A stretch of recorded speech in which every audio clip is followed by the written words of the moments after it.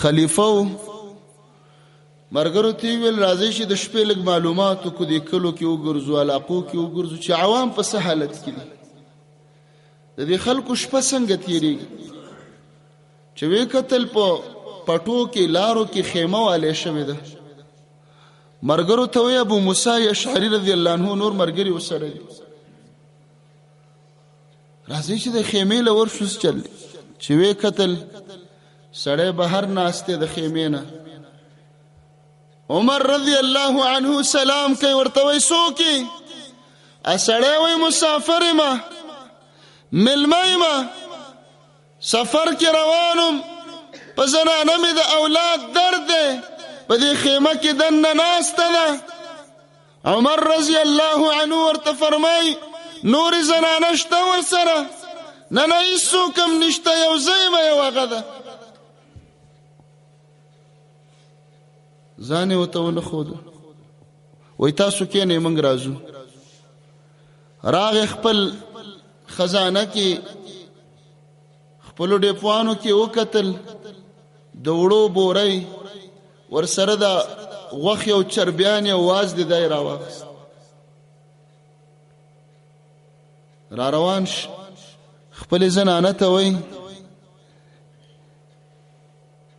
د علی رضی الله عنه لور ده ورته وایي یو خیر دی الله کور ته راوست خیر ثواب کار دی کور ته راغی هغه ورته وایي څه وایي ستا یوه خور ده په صحرا کې ناسته ده مسافره ده اولاد پیدا کېږي تعاون سره وکړه په نیمه شپې ښځه را روانه شوه زنانه ته ویل دا وړه او د دې نه به پخلی تیار کړي الوا او دې زنانه سره دننه کښېنه چې ماشومې پیدا کېږي د زنانه په دې وخت کې زنانه ته ضرورت زنانه دننه لاړه امیر المؤمنین هغه سړي سره بهر لګیا دی اور بلک اور بلی لرګو اور عمر رضی الله عنه چې اور بندیږي مړ کېږي سر ښکته کې پوکې کوي لوګی په دې ګیره کې را روان دی او پوکي کوي او هغه امیر المؤمنین چې کسرا په فارس کې ته لړزيږي د روم بادشاہ په روم کې لړزيږي خو د یو مسلمان سره لګیا دی نابلده مسلمان دی دلې ووټ هم نه دی ورکړی دی پیژنیم نه لوګوی کوي پوکی کوي لګیا دی اور بلی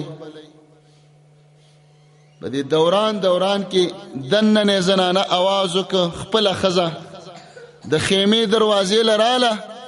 ابشر یا امیر المؤمنین امیر المؤمنین زیره مې در باندې دې سړي ته ووایه زوی دې وشه ستا وراره پیدا شه سړي چې د امیر المؤمنین نوم واورېده وایي سړي ټوپ کړه او راپرېوته ولړزېده چې امیر المؤمنین او زما د زنانه خدمت او امیر المؤمنین عمر او زما پخلی ته ناست او پوکي کوي او لوګو ته ناست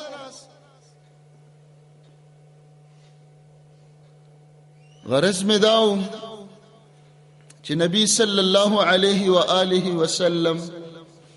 داسې ښکلی تربیت د دې ځوانانو وکړه بیا چې د واک په ګدۍ کېناستل